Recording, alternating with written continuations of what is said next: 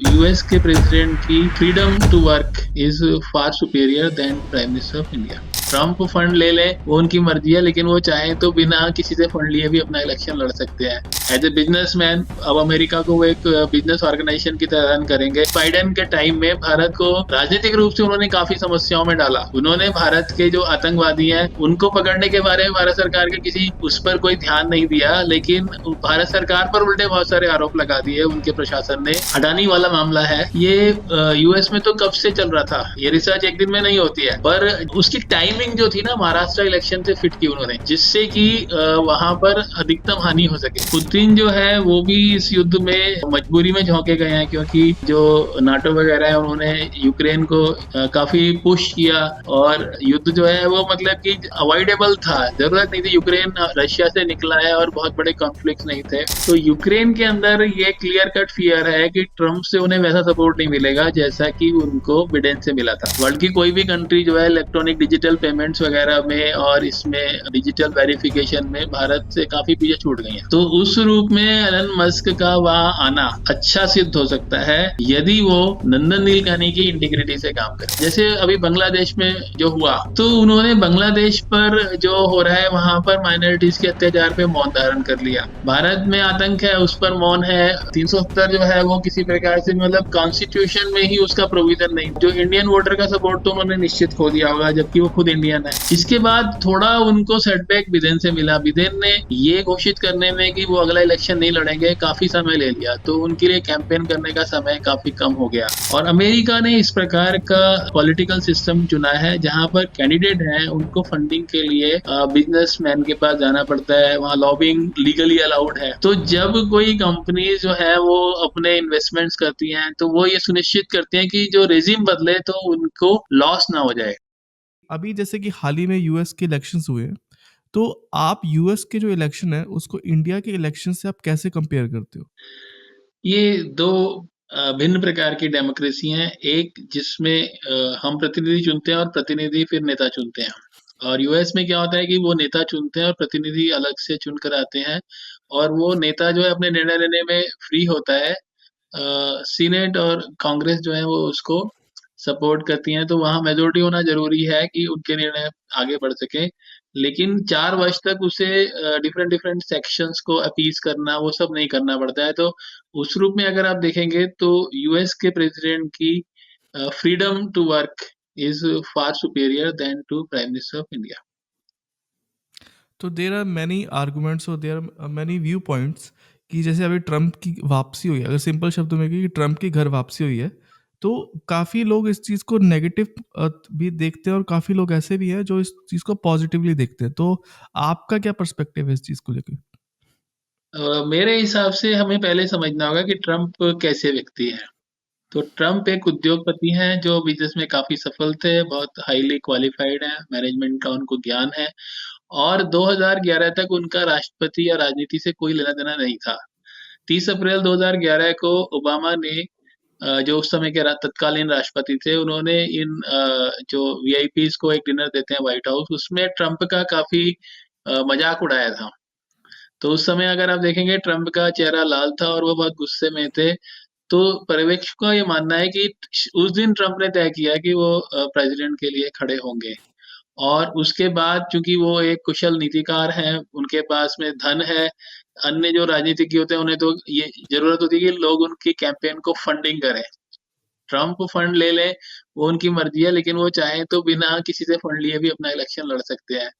तो इस परिप्रेक्ष्य में अगर आप देखेंगे तो ट्रम्प को डील करने में आपको कुछ एडवांटेजेस हैं, क्योंकि अगर ट्रम्प को अपना फायदा दिखेगा एज ए बिजनेसमैन, अब अमेरिका को वो एक बिजनेस ऑर्गेनाइजेशन की तरह रन करेंगे। अगर उन्हें लगा कि उनके जो सामने कंट्री आया नेगोशिएट करने, उसकी किसी चीज से अमेरिका का फायदा हो रहा है, वो तुरंत मान जाएंगे। और अगर उनको लगता है कि उसमें अमेरिका का नुकसान है तो नहीं मानेंगे। तो आपको ट्रम्प से डील करने के वक्त मालूम है कि वो क्या चाहते हैं। जो अन्य राष्ट्रपति होते थे उनका जो है कुछ इंक्लिनेशन रहता था कि भाई उनको इसको सपोर्ट करना है, उसको सपोर्ट करना है। जैसे आप देखेंगे बाइडेन के टाइम में भारत को राजनीतिक रूप से उन्होंने काफी समस्याओं में डाला। उन्होंने भारत के जो आतंकवादी हैं उनको पकड़ने के बारे में भारत सरकार के किसी उस पर कोई ध्यान नहीं दिया, लेकिन भारत सरकार पर उल्टे बहुत सारे आरोप लगा दिए उनके प्रशासन ने। और आप देखेंगे कि जो अभी अडानी वाला मामला है, ये यूएस में तो कब से चल रहा था। ये रिसर्च एक दिन में नहीं होती है। पर जब आगे आप डीप स्टेट वाली बात पर आएंगे तो आप देखेंगे कि अ, उसकी टाइमिंग जो थी ना, महाराष्ट्र इलेक्शन से फिट की उन्होंने, जिससे कि वहां पर अधिकतम हानि हो सके। तो ट्रम्प के साथ में आपको इस प्रकार के जो जमीन के अंदर वाली करंट्स का सामना नहीं करना पड़ेगा। पर ये निश्चित है कि वो एक टफ नेगोशिएटर प्रूफ होंगे, और उन्होंने जो अपने इलेक्शन में बातें की हैं उसके तहत चाइना पर वो ज्यादा कड़े साबित होंगे, भारत पर कम। लेकिन उन्होंने मतलब दोनों देशों को दिया है कि जो उनका लाभ उठा रहे हैं बिजनेस में, लेकिन उनको उतना लाभ नहीं दे रहे हैं। तो वो टैरिफ वाला जो आप सोचेंगे, जो भारत के अलावा सब लोग सोच रहे हैं, वो चीजें सामने आने वाली हैं। लेकिन अब भारत के जो नेगोशिएटर्स हैं उनको ये सिद्ध करना होगा कि अ, भारत के साथ की गई रियायत अमेरिका के आगे बढ़ने में मदद करेगी। यहाँ पर मैं एक छोटा सा उदाहरण देना चाहूंगा कि जब भारत आजाद नहीं हुआ था, उस समय जब लीग ऑफ नेशन बन रही थी, तब बीकानेर के राजा गंगा सिंह जो थे वो अंग्रेजों की सेना में थे, और उन्होंने उस समय अमेरिका को कन्विंस करके, भारत आजाद नहीं है लेकिन उसे लीग ऑफ नेशन की मेंबरशिप दिला ली थी। तो अमेरिका से डील करने के लिए अगर आपके पास में एक एजेंडा है, आपके पास में कुछ पॉइंट्स हैं जिसमें अमेरिका, उस समय क्या होता, अमेरिका की डेमोक्रेसी के प्रति कमिटमेंट को उन्होंने एनकैश किया था। जब हम आजादी से पहले यूनाइटेड नेशन के भी मेंबर बन गए, उससे पहले 1914 में लीग ऑफ नेशन के मेंबर थे। तो उस समय भारत के जो वहां पर लोग थे, सर गंगा सिंह पर्टिकुलरली, वो लोग ये कन्विंस कर पाए थे कि अमेरिका जिस प्रकार विश्व में डेमोक्रेसी चाहता है, उसका सबसे जो अच्छा उदाहरण हो सकता है भारत को सपोर्ट करना हो सकता है। तो इस रूप में अब जो भारत के लोग हैं उनके लिए एक टफ चैलेंज है, पर मुझे लगता है हमारे जो वर्तमान विदेश मंत्री हैं जयशंकर, वो इसको बेहतर ढंग से मैनेज कर पाएंगे। तो मैंने एक आर्टिकल पढ़ा था जिसमें ना लिखा था कि जैसे the reelection of Donald Trump is set to further accelerate deglobalisation and economic fragmentation globally. तो सबसे पहले मैं दो टर्म्स को अच्छे से समझना चाहता हूँ कि डी ग्लोबलाइजेशन क्या होता है, मतलब किस कॉन्टेक्स्ट में बात की गई है, और इकोनॉमिक फ्रेगमेंटेशन क्या होता है। मतलब मैं चाहता हूँ कि वो किस तरीके से, आपको कैसे लगता है कि किस तरीके से वो एक्सेलरेट करेगा ये चीज़ें। सेकेंड वर्ल्ड वार के बाद से अमेरिका जैसे यूनाइटेड नेशन की फंडिंग करता है, और सभी टीटीज वगैरह में वो जो कम विकसित देश हैं उनको अपने यहाँ सामान भेजने में जो रियायत देता था, तो उसको अधिकतर लोग ग्लोबलाइजेशन कहते रहे। लेकिन जैसे अब अमेरिका का इस समय डेफिसिट बहुत ज्यादा है, अगर आप उसे फिगर में देखेंगे तो वो जो एलन मस्क को लाए हैं वो इसलिए लाए हैं कि वो उसको कंट्रोल करना चाहते हैं। मतलब कि चार 4.5 ट्रिलियन वो कमा रहे हैं और 6 ट्रिलियन के करीब खर्च कर रहे हैं। तो ये काफी बड़ा डेफिसिट है, और इसको वो टैक्स के थ्रू करेंगे तो अमेरिका में काफी विरोध हो जाएगा। तो उसमें वो क्या करेंगे कि जो उन्होंने अभी तक इंपोर्ट में रियायतें दे रखी थी ना, उन रियायतों पर कुछ वो टैरिफ बढ़ा देंगे। अब वो जब टैरिफ बढ़ाएंगे तो ये डिग्लोबलाइजेशन कहें या जो भी कहें, लेकिन उसमें एक बात याद रखने की कि अमेरिका जो भी करता है वो सिर्फ अमेरिका पे लागू नहीं होता, पूरे विश्व पे लागू होता है। तो उस कारण से अब क्या होगा कि अगर अमेरिका टैरिफ लगा देगा, तो अगर मान लीजिए हम अमेरिका कोई चीज एक्सपोर्ट करते हैं, तो उसका दाम अमेरिका में बढ़ जाएगा। तो अमेरिका का जो कंज्यूमर है वो बहुत कॉम्पिटिटिव है, तो वो उस दाम पे लेगा नहीं। तो क्या करना होगा कि इन कंट्रीज को अपनी करेंसी को डिवैल्यू करना पड़ेगा। जैसे मेरे बचपन में डॉलर 6 रुपए का था, मैंने कभी सोचा नहीं था कि वो 40 जाएगा, और ये तो कभी नहीं सोचा था कि वो 80 78 पहुंचेगा, लेकिन वो पहुंच गया है।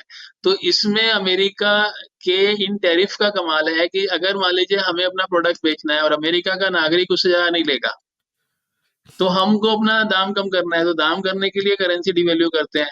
तो इससे क्या होता है कि जो अमेरिका का डॉलर है वो अकारण मजबूत हो जाता है। ऐसा लगेगा कि मेरा डॉलर बहुत पावरफुल करेंसी है, लेकिन मैंने अभी आपको फिगर बताई कि भाई 6 ट्रिलियन का खर्चा करते हैं और 4 साढ़े 4 ट्रिलियन कमाते हैं, तो इससे तो डॉलर की वैल्यू घटनी चाहिए।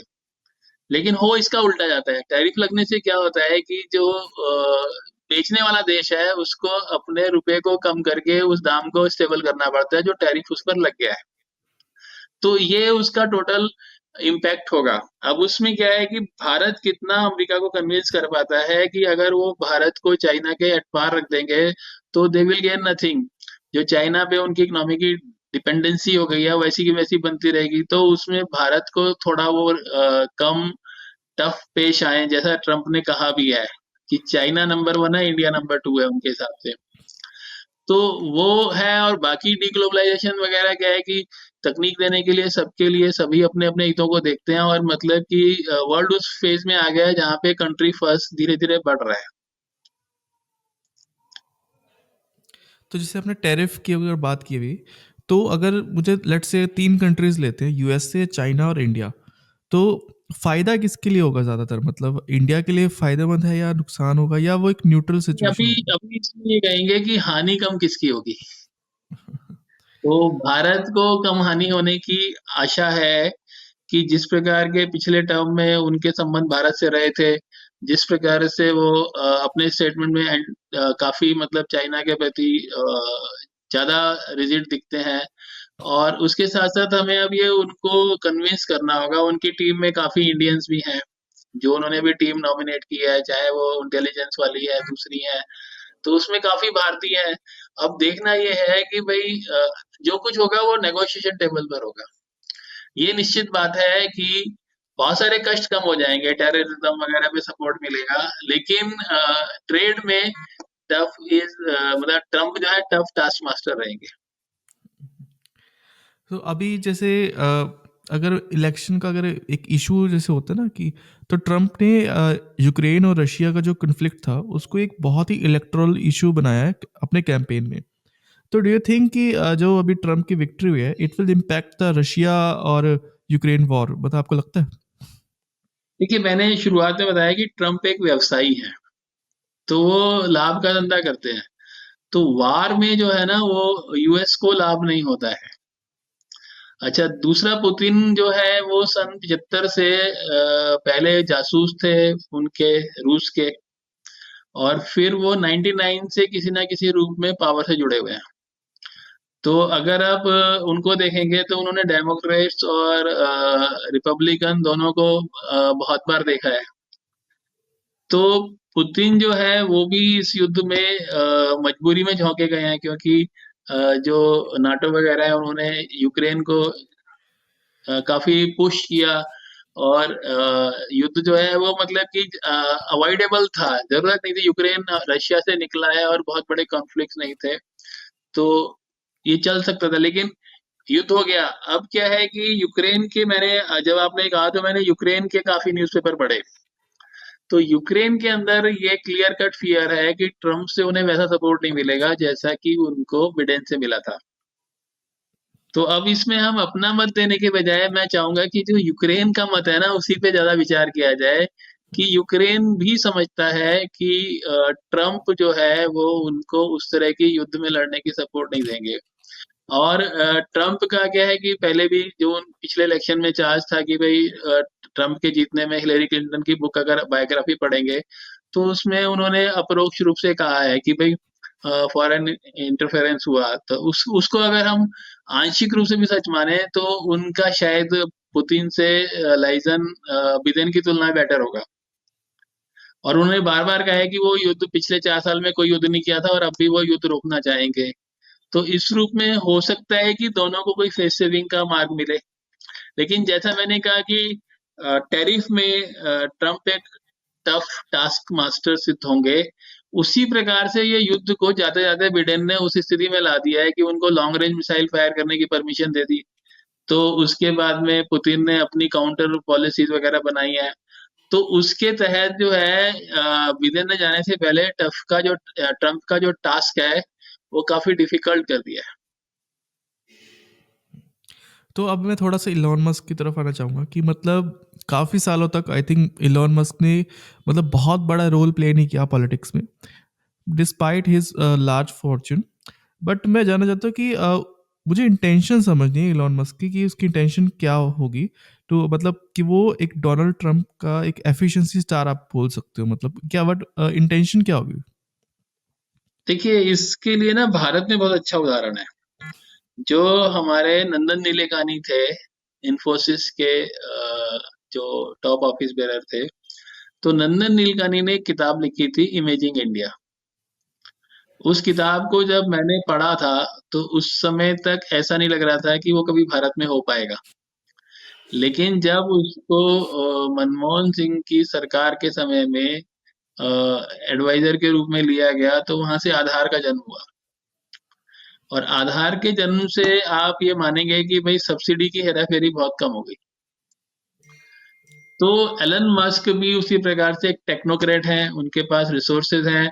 और चूंकि मैंने उस समय नंदन नीलेकानी को काम करते देखा था, तो जो भारत सरकार के फंड थे बहुत सीमित थे। तो नंदन नीलेकानी ने अपना बेंगलोर में एक बंगला दिया हुआ था, उसमें पूरे वर्ल्ड के जो भारतीय वो थे कोड राइटर्स आए हुए थे। और जितना काम उस समय तेजी से हुआ था, अगर मैं समझता हूँ कि वो नंदन नीलेकानी नहीं होते तो शायद वो उस तरीके का नहीं होता। अब मैं अमेरिका के बारे में नहीं जानता, क्योंकि मेरे पास में वो सब इनपुट्स नहीं है। लेकिन एलन मस्क अगर सही ढंग से कार्य कर पाए, तो शायद अमेरिका जो इस समय देखा जाए ना, तो हमारी यूपीआई आधार वगैरह की तुलना में बहुत पीछे हो गया। वर्ल्ड की कोई भी कंट्री जो है इलेक्ट्रॉनिक डिजिटल पेमेंट्स वगैरह में और इसमें डिजिटल वेरिफिकेशन में भारत से काफी पीछे छूट गई है। टोटल ऑनलाइन ट्रांजैक्शन में जो नेक्स्ट कंट्री है वो हमसे आधे से भी कम है। तो उस रूप में एलन मस्क का वहाँ आना अच्छा सिद्ध हो सकता है, यदि वो नंदन नीलेकानी की इंटीग्रिटी से काम करेंगे। तो अब मैं कुछ रीज़न्स को समझना चाहता हूँ कि जो हैरिस थी, कमला हैरिस, तो मुझे आपके नज़रिए से इस चीज़ को समझना है कि आपके हिसाब से आपको क्या लगता है कि कौन से ऐसे वजह रही होगी या कौन से ऐसे रीज़न्स रहे होंगे कि वो डोनाल्ड ट्रंप से हार गए? देखिए, पहले तो मैं चाहूंगा, जैसे हमने डोनाल्ड ट्रंप का डिस्कस किया था कि ये बिजनेसमैन है। कमला हैरिस जो है वो एक लॉ की ग्रेजुएट है, पब्लिक प्रोसिक्यूटर रही हैं। और वो सोशल वर्कर भी कह सकते हैं उन्हें। तो ट्रंप में और उनमें बेसिक अंतर यह है कि Trump is all for profit. अगर ट्रंप की एक बायोग्राफिकल बुक है, art of coming back again, तो उसमें ट्रंप जो है क्लियर कट लिखते हैं कि प्रॉफिट एट एनी कॉस्ट। तो उनको कोई रूल से थोड़ा बैंड करना पड़े, कुछ करना पड़े, उनकी बुक से क्लियर कट पढ़ने से पता लगता है कि वो नहीं। उसके उल्टा जो कमला हैरिस की बुक है, truth to be told, biographical book, उसमें वो हमेशा शोषण और न्याय इस सब की बातें करती हैं। तो उस रूप में क्या है कि कमला हैरिस प्रिंसिपली एक ज्यादा ह्यूमैनिटेरियन नेता लगती हैं ट्रम्प की तुलना में। लेकिन कमला हैरिस का क्या रहा कि वो बहुत सी जगह पे जैसे अभी बांग्लादेश में जो हुआ, तो उन्होंने बांग्लादेश पर जो हो रहा है वहां पर माइनॉरिटीज के अत्याचार पे मौन धारण कर लिया। और कुछ लोगों का मानना है कि बांग्लादेश उनकी डीप स्टेट ने कराया है। लेकिन इसके विपरीत जब 370 हटी ना, तो उन्होंने कहा कि people of Kashmir should not forget that America is with them. तो इस तरह से क्या होता है, पॉलिटिकल जो मैनेवरिंग है वो गड़बड़ हो जाती है। भारत में आतंक है, उस पर मौन है। 370 जो है वो किसी प्रकार से, मतलब कॉन्स्टिट्यूशन में ही उसका प्रोविजन नहीं था, और वो थोड़े समय के लिए आई थी तो जानी चाहिए थी। तो उस पर उनका इतना त्वरित बयान आ जाना, और उससे क्या होता है कि वो जो इंडियन वोटर का सपोर्ट तो उन्होंने निश्चित खो दिया होगा, जबकि वो खुद इंडियन है। फिर आप अगर उनका देखेंगे ना कैंपेन, तो वो उसमें अपने आप को ब्लैक लीडर के रूप में ही प्रमोट कर रही हैं। भारत की बात उन्होंने ज्यादा नहीं की वहां पर। इसके बाद थोड़ा उनको सेटबैक बिदेन से मिला। बिदेन ने ये घोषित करने में कि वो अगला इलेक्शन नहीं लड़ेंगे काफी समय ले लिया, तो उनके लिए कैंपेन करने का समय काफी कम हो गया। एक और चीज जो मैं देखता हूँ कि हिलेरी क्लिंटन और कमला हैरिस, इन दोनों की बायोग्राफी पढ़ने से पता लगता है कि ये ट्रंप की तरह विन एट ऑल कॉस्ट वाली नहीं है। तो जब पैशन की बात आती है, जुनून की बात आती है, तो ये उस लेवल तक नहीं गई जिस लेवल तक ट्रंप गया। तो ट्रम्प ने वहां पर जो है ना, देखिए, एक आदमी का थोड़ा अपमान हो गया, लेकिन उसने प्रेस्टीज बना लिया कि मुझे अब प्राइम प्रेसिडेंट बनकर ही इनको बताना है। तो उसने जीरो से शुरू कर और मतलब with in I think 2 years के अंदर, 3 इयर्स के अंदर उसने मतलब कि प्रेसिडेंट का कैंपेन रिपब्लिक नॉमिनेशन भी पा गया और वो बन गया। उसके बाद में अब इस बार फिर आप देखिए कि उसके ऊपर इतने केसेस चल रहे हैं, वो चल रहे हैं, but more you put pressure on him, more he fights back. ये वो जो उनकी बुक में उन्होंने लिखा है ना, आर्ट ऑफ कमिंग बैक, तो वो उसमें रिफ्लेक्ट होता है। तो मेरा मानना यह है कि शायद जो ट्रम्प के अंदर जिद और जुनून है उसमें, और उनको कमला हैरिस को शायद उतना समय ही नहीं मिला। जो बिडेन ने 1-2 महीने अपने निर्णय लेने में कि मैं लड़ूंगा नहीं लड़ूंगा उसमें, तो उनकी कैंपेन जो है, ट्रम्प तो पूरे 4 साल से लड़ रहे थे। जब पिछली बार वो नहीं जीत पाए तब से उनका कैंपेन जारी था 24 घंटे। तो इस रूप में देखे जाए तो ट्रम्प से कैंपेनिंग में थोड़ा पीछे थी। और उसके बाद उनके जो ये 2-3 पॉलिटिकल स्टैंड्स हैं उससे भी उनको थोड़ा सेटबैक हुआ होगा डेफिनेटली। क्योंकि मेरा ख्याल था कि अगर अमेरिका जिस प्रकार से डेमोक्रेसी के सपोर्ट में खड़ा होता है, तो बांग्लादेश पर भी उनको एक सत्य बात अथॉरिटी के साथ बोलनी चाहिए थी कि we are not supporting this removing the elected prime minister through army. इस पर कुछ उनको बोलना चाहिए था। तो लीडर जो होता है ना, उसका काम होता है इन्फ्लुएंस करना। तो मुझे लगता है कि ट्रम्प जिस प्रकार से अमेरिका के वोटर को इन्फ्लुएंस कर पाए, जबकि ट्रम्प के बारे में इतनी नेगेटिव पब्लिसिटीज है, इतने कोर्ट केसेस हैं, इतनी बार उनको फाइन लगा है, आउट ऑफ कोर्ट कंप्रोमाइजेस हुए हैं, उस सब के बाद भी उनका जो जुनून है ना, वो उनको आगे ले गया। और ये शुरुआत में तो लग रहा था कि ये बहुत आगे हैं, लेकिन जब रिजल्ट आए तो बिल्कुल महाराष्ट्र इलेक्शन हो गया कि उस समय लग रहा था कि जो अगाड़ी है वो बहुत आगे है, लेकिन जब रिजल्ट आए तो वैसा हो गया। मेरे ख्याल से कमला हैरिस जी को भी ये उम्मीद नहीं होगी कि उनके वोट इतने कम हो जाएंगे।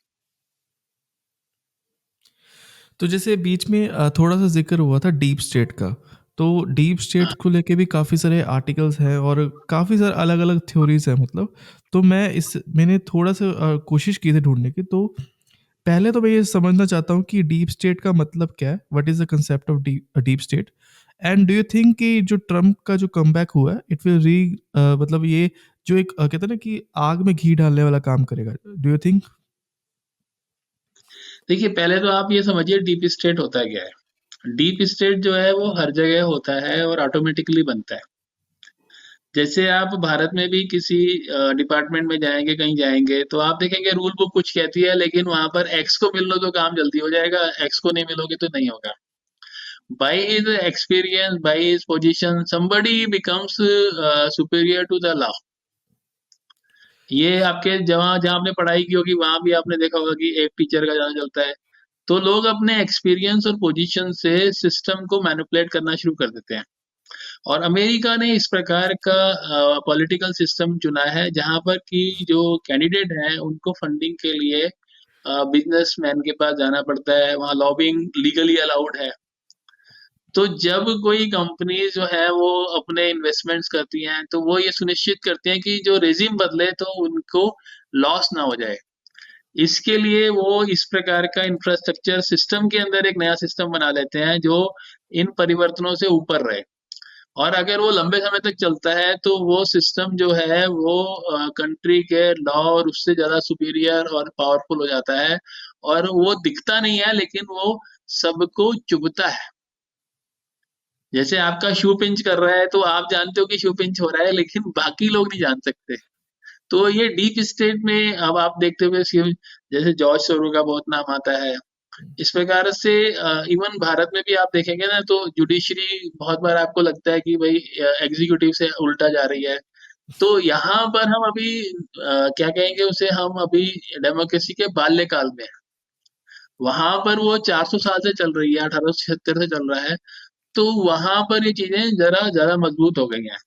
और ट्रम्प जो है, अच्छा ट्रम्प जो है इसके विक्टिम है। पिछले 4 साल में उन्होंने डीप स्टेट के एक्शंस का काफी जो है मजा लिया है। तो जाहिर है कि जिसको शू पिंच करता है तो वो उसको ठीक करना चाहेगा। लेकिन वो कितने सक्षम होंगे, क्या 4 साल का समय पर्याप्त है? जो अभी वो लोग ला रहे हैं वो उतने कॉम्पिटेंट निकलेंगे या नहीं निकलेंगे? क्योंकि मेरा जो एक्सपीरियंस रहा है कि चीजें जो है ना, मतलब भारत में अगर देखेंगे आप तो बेसिकली रिफॉर्म जो है वो शास्त्री जी के टाइम में शुरू हुए।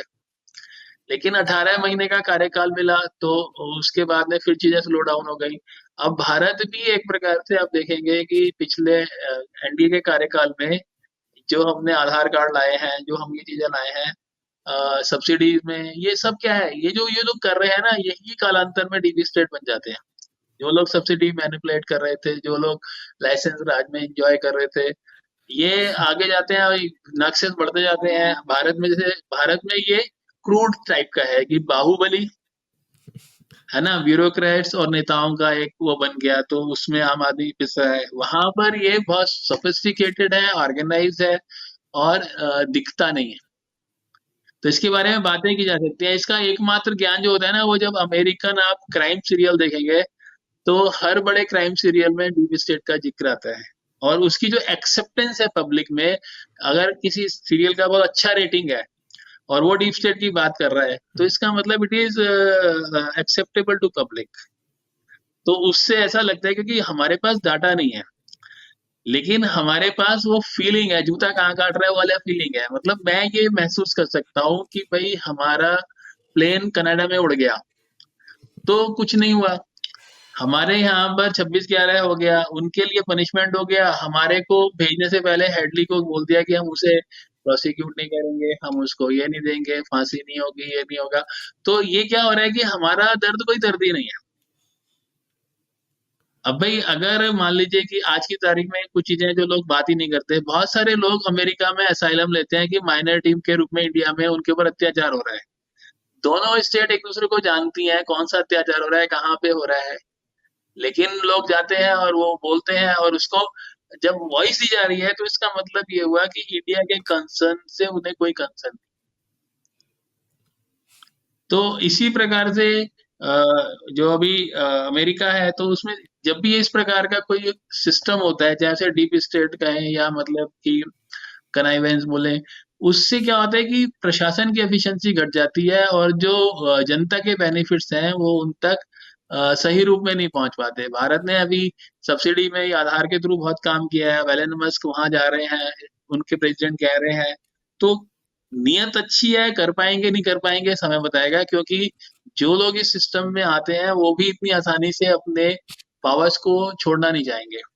लेकिन ये बात जरूर है कि कोई देश हो, कोई संगठन हो, वहां पर पावरफुल लोग धीरे धीरे सिस्टम को बाईपास करने के सिस्टम खोज लेते हैं और उन पर निरंतर आघात होता रहे तो वो कंट्रोल में रहते हैं, अदरवाइज कई बार वो ऊपर चले जाते हैं। तो जैसे कि आपने बीच में थोड़ा जॉर्ज सोरस की बात की थी, तो जैसे अगर मैं अपने इंडिया के जो हमारी ऑपोजिशन है, जैसे कांग्रेस पार्टी की अगर बात करूं, तो उनके भी काफ़ी लिंक्स बताए जाते हैं मतलब जॉर्ज सोरस के साथ। और डू यू थिंक कि जो जो जॉर्ज सोरस है उस उनका influence I think all over the world है, मतलब अलग अलग कंट्रीज में वो कोशिश करते हैं। जैसे आपने बात की profit at any cost Donald Trump की, तो मुझे लगता है कि आई ये मेरा पर्सनल ओपिनियन है कि मुझे लगता है कि उनका भी शायद वही इंटेंशन होगी शायद। सरोज की जब मैंने बायोग्राफी पढ़ी थी तो उसमें दो बातें समझ में आती हैं कि वो एक मतलब कि जू हैं और तो उन्होंने उस समय पे काफी कष्ट सहे हैं और उसके बाद में उन्होंने एक ट्रेडर के रूप में जो है वो काफी बैटिंग की है। तो उन्होंने इंग्लैंड का एक बैंक जो है उसकी हालत खराब की थी, रशिया की करेंसी खराब की थी, फ्रांस की जो ये जर्मनी जब मर्ज हुआ था तो उन्होंने जर्मन वो थी करेंसी उसके अगेंस्ट भी बैट की थी। तो उन्होंने क्या किया कि वो ट्रम्प से शायद एक स्टेज आगे हैं कि उन्होंने इतना पैसा कमा लिया है, वो उस पैसे के आगे जा रहे हैं। अभी वो जो काम कर रहे हैं उसमें पैसे का मेरे में लगता है वो आइडियोलॉजी का है। उनको लगता है कि मतलब ये चीज सही है, अब वो मतलब कि रिजिड अपने डिसीजन दे रहे हैं और उस डिसीजन को जस्टिफाई करने के लिए वो काम कर रहे हैं। तो मेरे पास उनके लिए डाटा नहीं है क्योंकि उनका जो काम है उस पर बहुत ज्यादा तो पब्लिक डोमेन में इंफॉर्मेशन नहीं है। लेकिन मेरा अपना अनुमान ये है कि इस समय वो प्रॉफिट के लिए काम नहीं कर रहे हैं, वो अपनी जिद पे काम कर रहे हैं और उसके कारण से उनको समझना और उन पर टिप्पणी करना थोड़ा डिफिकल्ट है। लेकिन मैंने उनकी भी बायोग्राफी पूरी पढ़ी थी क्योंकि जो शेयर मार्केट में काम करना चाहते हैं तो उनके लिए वो काफी अच्छी है। और वो हमेशा जब बिड लगाते थे तो $4 बिलियन, $5 बिलियन ऐसे बड़े बड़े बिड लगाते हैं। वो एक छोटे इन्वेस्टर की तरह छोटी छोटी डील, और लाइफ में मतलब कि रोज डील करना वैसे नहीं है, वो मार्केट की स्टडी करते हैं, सिचुएशन की स्टडी करते हैं, और बहुत बड़े दांव खेलते हैं। तो अगर वो मेरे खिलाफ हो जाए तो मैं थोड़ा चिंतित हो जाऊंगा, क्योंकि वो मतलब कि एक फाइनेंशियल शक्ति है, और मतलब सुनते बहुत है, लेकिन प्रमाणित डाटा जिसपे हम मतलब कि पब्लिक डोमेन में चर्चा कर सके, उसका मेरे पास अभाव है। तो जैसे अब मैं थोड़ा-सा आगे बढ़ना चाहूँगा, तो पुतिन का जो अभी न्यूक्लियर डॉक्ट्रिन जो अब हमें जैसे न्यूज़ आर्टिकल्स में देखने को मिलता है, तो डू यू थिंक कि जो बाइडेन है, he is triggering a bigger conflict, मतलब इट इज़ लाइक यूक्रेन और रशिया वॉर। इस विषय में मैं ये आपका ध्यान दिलाना चाहूंगा कि पुतिन जो है वो पार्ट टाइम पॉलिटिशियन नहीं है। पुतिन जो है वो 1975 में जब कैरियर शुरू करते हैं ना, वहां से वो रशिया के एडमिनिस्ट्रेशन से पहले एक जासूस के रूप में जुड़े हुए हैं, फिर उसके बाद में मेयर के एडवाइजर हैं, फिर उसके बाद में वो प्रधानमंत्री मतलब मास्को आते हैं, फिर वो प्रधानमंत्री बनते हैं, फिर राष्ट्रपति बनते हैं, फिर प्रधानमंत्री बनते हैं, फिर राष्ट्रपति बनते हैं, फिर राष्ट्रपति बनते हैं, फिर राष्ट्रपति बनते हैं। तो अभी वो स्टालिन के बाद नंबर 2 लॉन्गेस्ट सर्विंग वो हैं। तो उस रूप में अगर हम उनको देखें तो उनका अध्ययन अमेरिका के बारे में काफी स्ट्रांग निकलेगा, और उसके तहत वो अतिरिक्त सावधान रहेंगे। तो बिदेन ने यहाँ पर ये है कि जाते जाते ये समय नॉर्मली भारत होता है तो आउटगोइंग प्राइम मिनिस्टर इस प्रकार के डिसीजन नहीं लेते हैं, लेकिन उन्होंने जो यूक्रेन को रशिया पर लॉन्ग रेंज मिसाइल से अटैक करने के लिए जो सपोर्ट दिया है, वो रशिया के लिए निश्चय ही चिंता का विषय है। और रशिया ने जो अपनी नई पॉलिसीज फॉर्मुलेट की हैं, उसके तहत वो मिसाइल अटैक को भी अपने न्यूक्लियर डॉक्ट्रिन के अंदर शामिल किए हुए हैं। तो विषय अवश्य ही चिंताजनक है, और अब देखते हैं कि कितना इसको ट्रम्प जो है डिफ्यूज कर पाते हैं। लेकिन मैंने पहले भी कहा था कि ट्रम्प के लिए चैलेंज जो है वो काफी सिवियर हो गया है, काफी उनको मुश्किल हालात का सामना करना पड़ेगा, क्योंकि यूक्रेन बहुत आगे बढ़ गया है, और रशिया जो है उसके अंदर भी किसी प्रकार का झुकने का कोई कारण नहीं दिख रहा है। तो हम मतलब कि एक कठिन समय में है, और ये जो युद्ध है ये ऐसा नहीं है कि रशिया और यूक्रेन को इम्पैक्ट करेगा। अगर ये किसी भी समय पर आगे बढ़ता है तो उसके जो इम्पैक्ट होंगे वो ग्लोबल होंगे, क्योंकि जो एनवायरनमेंट में इसका इम्पैक्ट आएगा वो आधे विश्व को पकड़ लेगा, और उसके बाद जो इकोनॉमी में होगा, जो इमोशंस पर असर आएगा, उससे पूरे विश्व की अर्थव्यवस्था को बहुत बड़ी चुनौती होगी। तो मेरी तो प्रार्थना यही है कि भाई सभी लोगों को सही मार्ग मिले, और ट्रम्प जो है इस रूप में जाने जाएं कि उन्होंने जैसा बार बार कहा है कि मैंने पिछले 4 साल में कोई युद्ध नहीं किया था, और इस बार भी मैं युद्ध बंद करने के लिए काम करूंगा। एक अच्छी बात है, लेकिन वो इसको कर पाए इसके लिए हमारी शुभकामनाएं उनके साथ है। तो जैसे कि जैसे अगर मुझे इम्पैक्ट जानना हो इन सब चीज़ों का, जैसे टैरिफ्स का इम्पैक्ट जानना हो और डीप स्टेट का, और अगर इन सब चीज़ों को कनेक्ट करना हो तो हम किस तरीके से कनेक्ट कर सकते हैं? देखिए ये चीजें सब आपस में जुड़ी हुई हैं, और पर्टिकुलरली लॉबीज के द्वारा चलता है। अगर आप गल्फ वार को देखेंगे तो ऐसा कहते हैं कि ऑयल लॉबी ने कराई है। अगर इराक का देखेंगे तो वो इराक में न्यू वेपन्स होने की बात की थी, बाद में नहीं निकले थे। तो स्थिति जो है ये कुछ ना कुछ निजी हित जरूर शामिल रहते हैं, और उन निजी हितों के लिए ही ये डीप स्टेट अगर है तो उसके लिए काम करता है। तो दो चीजें जो है ना, अगर ट्रम्प डीप स्टेट को अगर है उनके हिसाब से, और उसको वो अगर खत्म कर पाते हैं या कम कर पाते हैं, तो उनके ये बाकी दो काम जो है इजी हो जाएंगे, क्योंकि जो फिजूल खर्ची है वो रुक जाएगी। अब जितना भी अमेरिका ने डायरेक्ट इनडायरेक्ट सपोर्ट किया है, यूक्रेन पे कर पाएगा नहीं कर पाएगा, ओवरऑल नॉन प्रोडक्टिव खर्चे तो है ही है ये। तो अगर इसको वो रोक पाएंगे तो निश्चित रूप से ये होगा। और जो टैरिफ का मामला है वो आज नहीं तो कल आना ही आना है, कि अमेरिका का डेफिसिट इतना है कि अमेरिका चाहे तो भी मतलब कि या तो अपने नागरिकों पर टैक्स लगाए या उनको एक्सपोर्ट करने वाले लोगों पर लगाए। तो एक्सपोर्ट करने वालों पर जो टैक्स लगाना है उससे बहादुरी के तमगे भी मिलते हैं, बोल्डनेस भी दिखती है, और अपने लोगों को बिना नाराज किए पैसा भी मिलता है। तो ये सॉफ्ट ऑप्शन है। और अगर कोई बहुत प्रूडेंट लीडर होगा तो वो देखेगा कि जब ऐसा करेंगे तो, जैसे हम मेक्सिको की बात करें मान लीजिए, तो अब मेक्सिको के लोग वही हैं जैसे हमारे यहाँ बांग्लादेशी हैं। तो हम चाहते हैं कि भाई वो हमारे यहाँ ना आए, ना करें, लेकिन पब्लिक जो है जैसे ही उनको कम रेट में मेड सर्वेंट मिलती है, फट से वो ले लेते हैं। तो मेक्सिको की जो पॉपुलेशन है वो भी अमेरिका में एक चीप लेबर प्रोवाइड करती है। तो अब मेक्सिको वालों को ये बड़ा कॉन्फिडेंस है कि अगर हमारे साथ सख्ती करेंगे तो अमेरिका का जो है वो आउटपुट कम हो जाएगा। तो ये थोड़ा कॉम्प्लिकेटेड इश्यूज होते हैं, इनमें लॉन्ग टर्म स्ट्रेटेजी बनानी होती है, और जैसे स्लोली चीजें बिगड़ी होती हैं वैसे स्लोली ठीक किया जाए। भारत तो इवोल्यूशन का देश है, बाकी विश्व में रिवॉल्यूशन होते हैं। हमारे यहाँ चीजें सब धीरे धीरे बिगड़ती हैं, धीरे धीरे सुधारी जाती हैं। हमारे यहाँ रिवॉल्यूशन नहीं होता, पर यूएस वगैरह में रिवॉल्यूशन होता है। तो अब चैलेंजेस हैं, और ट्रम्प ने उनको डिफाइन किया हुआ है, उन्होंने तीनों बातें अपने कैंपेन में बोली हैं। अब जैसे दीवार की बात है कि मैक्सिको में मैक्सिको के ऊपर दीवार बनाएंगे, तो वहां पर इसे बड़ा हास्यास्पद समझा जाता है। लेकिन भारत ने पाकिस्तान और बांग्लादेश बॉर्डर पे अपनी फेंसिंग की है ना।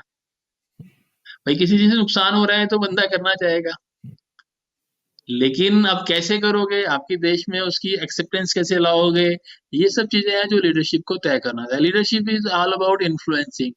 आप चाहें तो अपने जैसे उनको इन्फ्लुएंस कर लो मैक्सिको को कि भाई हम ये ड्रग्स ये सब नहीं करेंगे, या आप वॉल क्रिएट कर लो, या आप मतलब प्रोसिक्यूशन अच्छा कर लो। There are many ways to handle the same problem.